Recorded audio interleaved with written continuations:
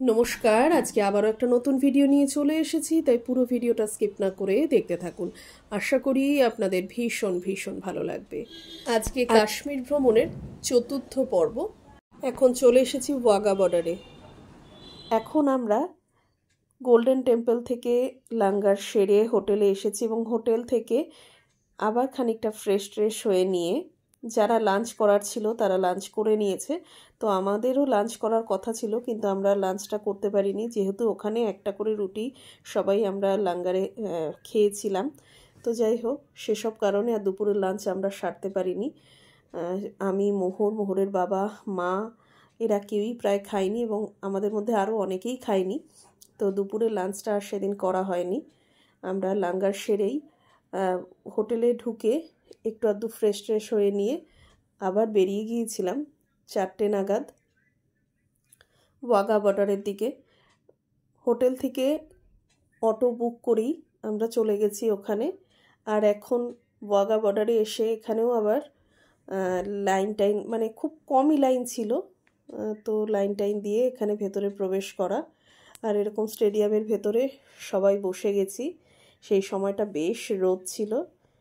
আর এখানে বেশ কিছুক্ষণ, মানে প্রায় 1 থেকে 1.5 ঘন্টা মতো একটা শো হবে, মানে প্যারেড হবে আর্মিদের।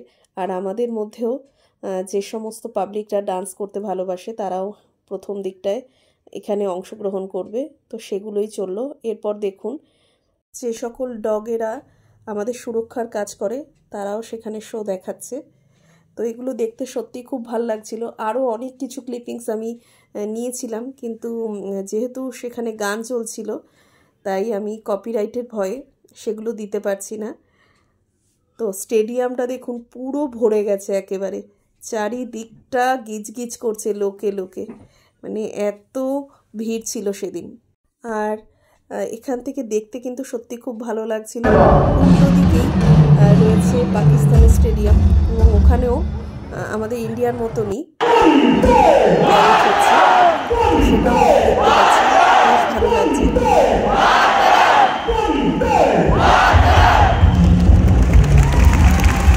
আর মাত্র 2 মিনিটের জন্য গেটটা খুলে দেওয়ার পর সবাই এখন বর্ডার দেখে চলে যাচ্ছে, সেটাও দেখতে কিন্তু খুব ভালো লাগছে। এখন আমাদের স্টেডিয়ামের প্রোগ্রাম শেষ হয়ে গেছে, সবাই বেরিয়ে গেছে। আর দেখুন, ওই যে দূরে কাঁটাতারের বেড়াটা দেখতে পাচ্ছি, একদম বেড়ার কাছেই চলে এসেছি বলা চলে। তো এটা হচ্ছে উল্টো দিকেই রয়েছে পাকিস্তান। তো এটা হচ্ছে পাকিস্তানের বর্ডারটা।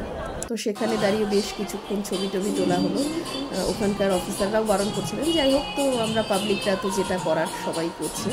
তো সেসব শেষ করে এরপর সন্ধ্যেবেলায় হোটেলে ফিরে আসি। এবং সেদিন ছিল আবার আমার ননদের ছেলের জন্মদিন, তাই সন্ধ্যেবেলায় হোটেলেই জন্মদিনটা সেলিব্রেট হলো। কেক কাটিং হলো, একটু পকোড়া, কফি এইসব খাওয়া দাওয়া হলো।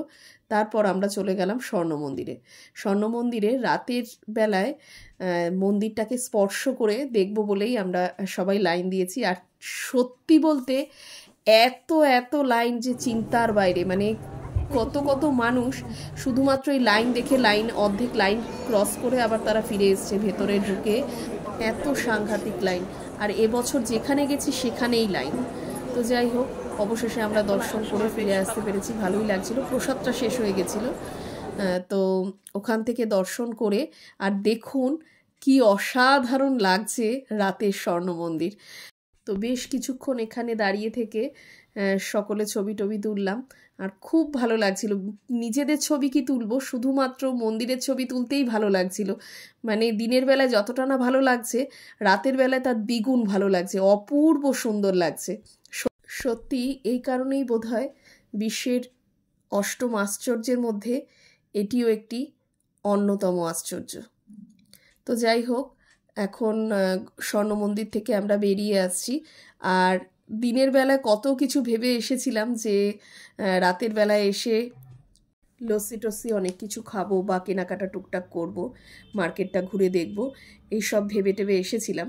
কিন্তু রাতের বেলায় এসে আর সেসব কিছুই হলো না, কারণ সেই দিন যেহেতু ননদের ছেলের বার্থডেটা একটু সেলিব্রেট হয়েছিল সন্ধেবেলায়। তো সেই সব করে এখানে আস্তে প্রায় অনেকটা দেরি হয়ে গেছে। এরপর মন্দিরে পড়েছিল অসম্ভব লাইন। তো অবশেষে যাই হোক দর্শন করে ফিরতে পেরেছি, এটাই অনেক বড় ব্যাপার। কিন্তু যখন বেরিয়ে এসেছি ততক্ষণে দোকানপাটগুলো দেখতেই পাচ্ছেন প্রায় বন্ধ হয়ে গেছে, তাই এখান থেকে আর কিছুই কেনাকাটা করা সম্ভব হয়নি। আর অমৃতসরের ভিডিও এখানেই শেষ।